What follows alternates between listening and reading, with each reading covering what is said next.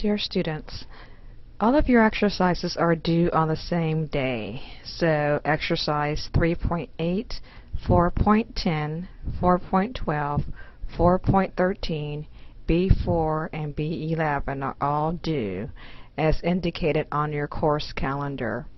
Your job is to excuse me, write a memo to me. Make sure that you include a brief introduction to your exercises, and then you're going to present your exercises. You do not have to type the original sentence and then give me your revision. All that you have to provide me is with your revision.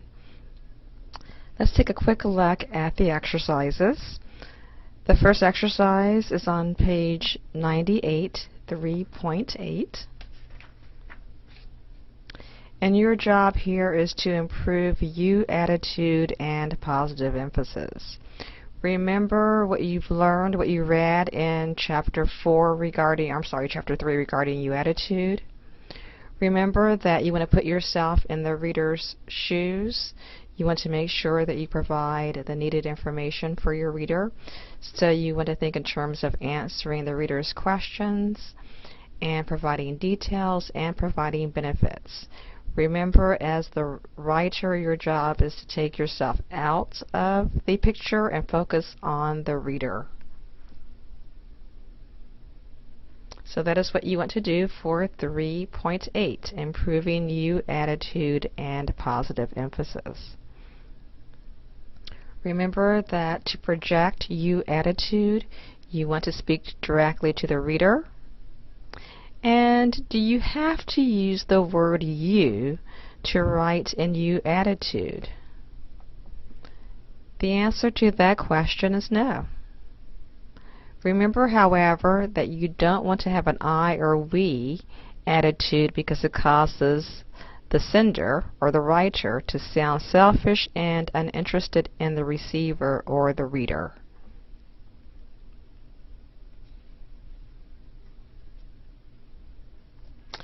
For exercise 4.10 on page 130, you are changing verbs from passive to active. And for these 5 sentences, you're going to make sure that the subject of your sentence is performing the action. And that is what active voice means. For exercise 4.12 on page 130, you're going to reduce wordiness, so you're going to get rid of all the unnecessary words. Please remember, for all of these exercises, your job is not to change the meaning of the sentence. Your job is to enhance the meaning of the sentence. So if you totally change the meaning of the sentence, well, then you're just going to get that particular sentence incorrect. 4.13, you want to improve parallel structure. Remember, parallel structure or agreement means using the same grammatical structure in a list. Remember that a list does not have to be a bulleted list or a numbered list. A list can also be presented in a sentence. So when you have more than 3 items in a list, you want to make sure that, 3 or more items in a list. You want to make sure that you use the same grammatical form as you present each item in that list. Moving on to B.4 on page 651. This is another exercise in agreement. And once again, do not change the meaning of the sentence. If you do, you'll get the sentence incorrect. And really all that you have to do is change words. So you don't have to rearrange the sentence.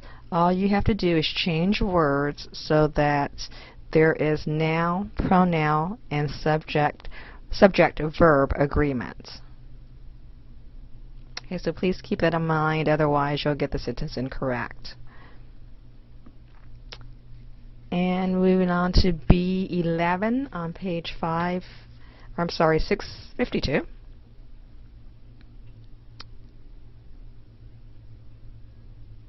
Or I should say 653, excuse me. and you are changing or using parallel plurals and possessives. So you just want to make sure that you give me the correct word. So you can type the sentence with the correct word in the sentence.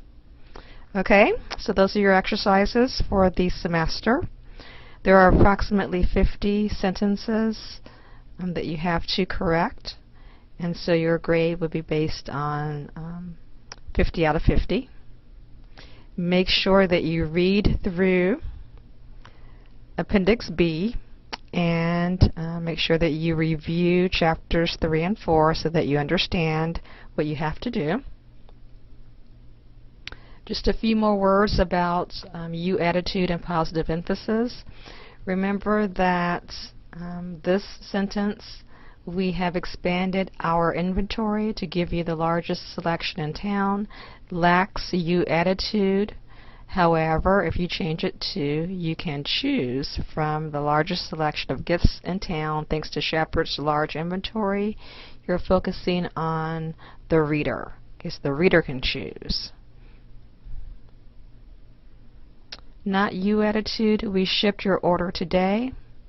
You attitude, the red or the 500 red and gray sweatshirts you ordered were shipped today and will reach you early next week. This is very specific. What was shipped? The 500 red and gray sweatshirts. Right, so that's another way to project you attitude, is to be very specific, very detailed, to focus on the reader and what the reader wants, what the reader needs, what the reader ordered. This is very important.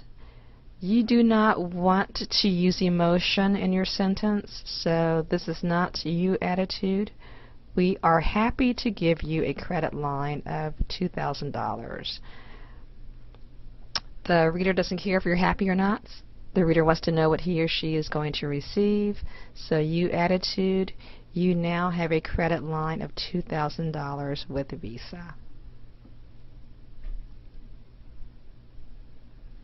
Once again, not you attitude, you will be happy to learn that your reimbursement request has been approved.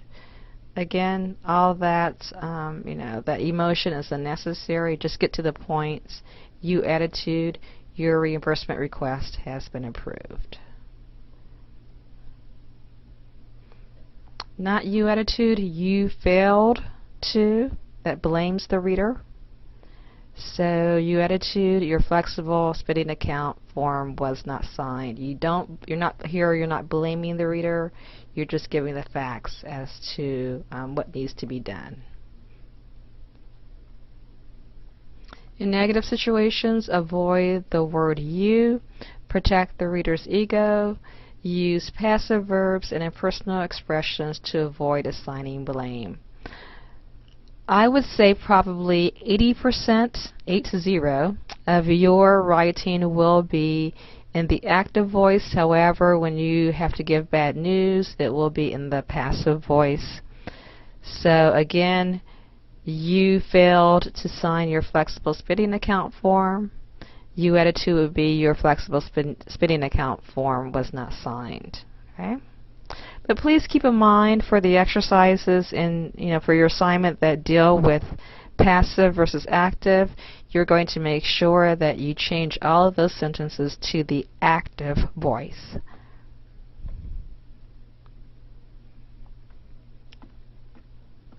Positive emphasis and you attitude really are a part of building goodwill.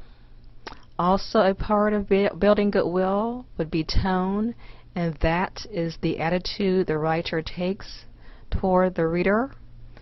And so those would be the words that you use. And again, the tone really does piggyback on positive emphasis and you attitude. And then of course for business is very important to make sure that your language is bias free. So you want to make sure that you use gender inclusive pronouns, making sure that you use he, she, her, his, eliminating language that is sexist or racist, and using language that stereotypes a particular group.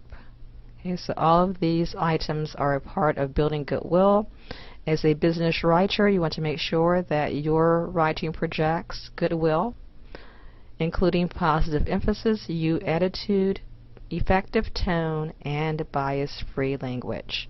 Have fun revising the exercises. I think this is very good practice for you. Remember to incorporate all of the elements of positive emphasis, you attitude, and eliminating the common writing errors. This information I posted for you in another podcast, so make sure that you look through that list. Make sure that you review Appendix B and do the best that you can.